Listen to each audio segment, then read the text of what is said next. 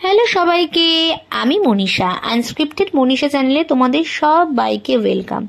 আশা করি তোমরা সবাই খুব ভালো আছো, আমিও ভীষণ ভালো আছি। পুজোর মরশুম তো চলেই এসছে। প্রথমেই গেল বিশ্বকর্মা পুজো। এই ঠিক বিশ্বকর্মা পুজো ও রান্না পুজোর দিন আমি খুব সকাল সকাল সেজে গুজে চলে গেছিলাম মামার বাড়িতে, কারণ মামার কাঠমিল রয়েছে। তাই ছোট থেকে দেখি মামার মিলেতেই বিশ্বকর্মা পুজোর খুব বড় করে আয়োজন করা হয়। আর আমার মামার বাড়িতে কিন্তু রান্না পুজো মানে একটা বিশাল বড় উৎসব।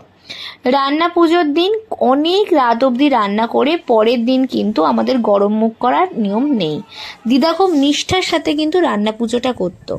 তো আমি মিলে চলে এসেছি, তোমাদেরকে ভাবলাম একবার কাঠমিলটা ঘুরে দেখায়।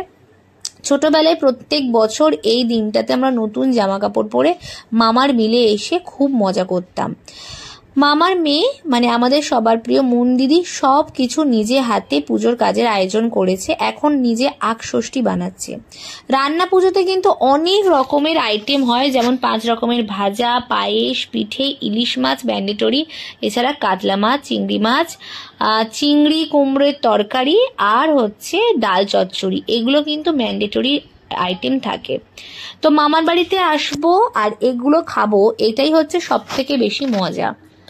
অনেক বছর পরে এসছি বিশ্বকর্মা পুজোতে মামার মিলেতে। দেখো দেখতে দেখতে এই আখষষ্ঠী তৈরি হয়ে গেছে। যে কোনো শুভ অনুষ্ঠানে এই আখষষ্ঠী কিন্তু খুব দরকার হয়। পুজো হোক বা শুভ অনুষ্ঠান, ঠাকুরমশাইরা কিন্তু সব জায়গায় লেট করেই পৌঁছান। উনি 10টায় আসবেন বলে সেই 11:30টায় এসছে।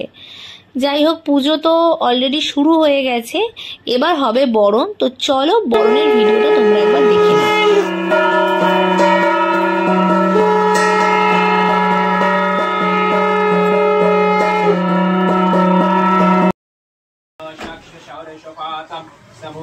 এবার শুরু হবে হোম। তো দাদু মামার মিলেতে চলে এসেছিল। প্রত্যেক বছরই দাদু, যখন আমরা ছোটবেলায় আসতাম, দাদু কিন্তু মামার মিলেতে আসতো।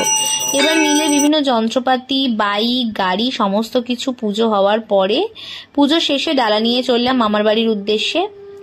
তো এবার দেখো সমস্ত আইটেমগুলো তোমাদেরকে একবার দেখিয়ে দিলাম, বলেও দিয়েছি কি কি রান্না হয়েছে। তো আজকের ভাইয়ের জন্মদিন ছিল, মানে রান্না পুজোর দিন, সেটাও আমরা ছোট করে সেলিব্রেট করেছি। প্রচন্ড খিদে পেয়ে গেছিল, কারণ উপোস করেছিলাম ওই দিনটা। আমাদের মামার বাড়িটা দেখো, তোমাদের সাথে একবার ঘুরিয়ে দেখালাম। এই মামার বাড়িকে ঘিরে কিন্তু আমাদের অনেক স্মৃতি জড়িয়ে রয়েছে। তো ভাবলাম তোমাদেরকে একবার আমার মামার বাড়ির পুকুরটাকে দেখিয়ে দিই, কারণ এই পুকুরে আমরা আগে ছোটবেলায় সবাই মিলে স্নান করতাম। খুব নস্টালজিক লাগছিল। আশা করি এই ভিডিওটা ভালো লাগবে। ভালো লাগলে like, comment, share, subscribe. Tata.